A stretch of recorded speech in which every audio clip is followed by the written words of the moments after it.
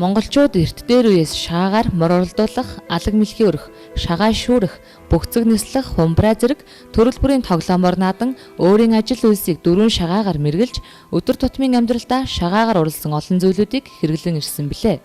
Мөн шагаа ихээр цуглуулсан айлд буян хурж ахуй амьдралын сайжирна гэж бэлгшээдэг байжээ. Сүүлийн жилүүдэд судлаачид шагааны тухайн орчин нөхцөлдөө эерэг энерги ихээр шингээдэг гэж үздэг болсон байна.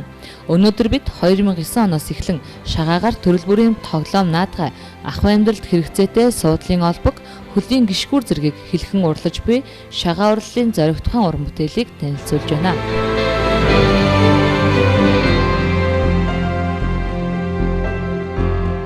Би бол одоо сүүлийн үед ягаад энэ шагаар юмс одоо сүүлийн үед бол хүмүүс чинь нэг суудлын мэдрэлийн өвчин гэж ярьж байна. Одоо тэгээд цагаамах хэрэгч гэж ярьж байна, саажрт өгж байна. Тэгээд би ягаад энийг ингэж их сонирхолтой надад нэг одоогоос одоо 2007-8 оны үед нэг 2-3 настай хүмүүс одоо ярьж ирсэн байна. Шагаан дээр нэг гიშх юм уу, шагаагаа сахан дэрлээд одоо хүзүүн дараа хийгээд ингээд хөвтөж ярахт бол ерөөсөө юу яадгүй. Нэг хоёрын шараа сурлаа гэж хэлдэг шүү дээ. Тэр надад харж игдэм яадаг тэгээд их сайхан бод гэж ярьсан байхгүй юу. Тэгээд тэр жишээн дээр үндэслээд би бас нэг шагаагаар бас налуу хийгээд үзье, суудлын бүрээс хийгээд үзье гэж ийм л юм би сэдсэн. Тэгээ яг энийг бол хүмүүс ярьж байна, зарим хүмүүс ярьдаг юм байлээ. Ерөөсөө энэ цагаан мах хэрэгтүүлэр шагаан суудлал бол их сайн хэрэгтэй байдаг юм байлээ л гэж хэлээ нэгдүгээр. Шагаагаар хийсэн машины суудлын болон сандлын олбог нь хүний мэдрэлийн цэгүүдийг өдөөж, эд эрхтний үйл ажиллагааг идэвхжүүлдгээрээ эрүүл мэндийн хувьд ихээхэн ач тустай юм аа. Шагаагаар юм хийхин тулд яг нэг юу ягаад цэвэрлээд бэлдсэн шагаагаа өрөмтснээ дараа л хэлэх ажиллагаа эхэлж байгаа юм да. Тэгээ хэлэхдээ эхлээд юу шагаагаа баруун зүүнээр нь ялгаад тавьчихна.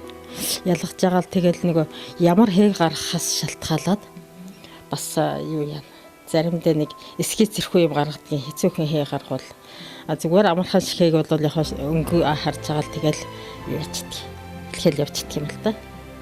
Хээг гаргахтаа шагаагаа яаж бэлдэж ийн өнгө оруулах юм бэ? Өнгө оруулахдаа бол яг ихэнхдээ бол холтсонд оруулдаг юм. Холтсонд оруулахад бол будг нь ерөөсөө гарахгүй их удна ямар ч юугүй. Бус дөнгөнүүдийг бол яг тэгээд өөрөнгөнд оруулж байгаа. Тэгээд лагтчаар олон дахин угаагаад явахтаар бол нэг буслахсан юм чи шагаандаа шингээд юу гарах нь гайгүй л дээ. Будаг гарах нь гайгүй болчихдгийг. Тэгэхээр л тэгэл угаад явж байгаа л будаг гарах болохоор нь тэгэл битээр авч хэлэхтгий. Тэгээд дөрвөн бэрх бол дөрөөсөө би бол янз янзаар дээжэл да Монгол үндэснийхээ юмыг л сонирхуулаад яасан яг нэг гэр маягийн юм гаргаад тэгээд дэвсгэн чаахада тэр хорл маягийн юм дуурайсан тэгээд зарим нэг зэм маягийн иймэрхүү юмар хийж байгаа. Та ажиллаа хийж байхдаа ч амарч байхдаа ч шагаан олбог гишгүүрийг ашиглах бүрэн боломжтой тул цаг заваа хэмнэн биеэ эрүүлжүүлэх боломжтой юм а. Эдгээр бүтээгдэхүүнийг малын гаралтай түүхий дээр гар аргаар урлан хийдэг тул хүний биед гаж нөлөөгүй байгалийн цэвэр бүтээгдэхүүн юм а. Та бүхэн шагаагаар урлсан бүтээгдэхүүнээ өдөр тутмын ахуй амьдралдаа хэрэглэн үндэсний үйлдвэрлэлээ дэмжээрэй.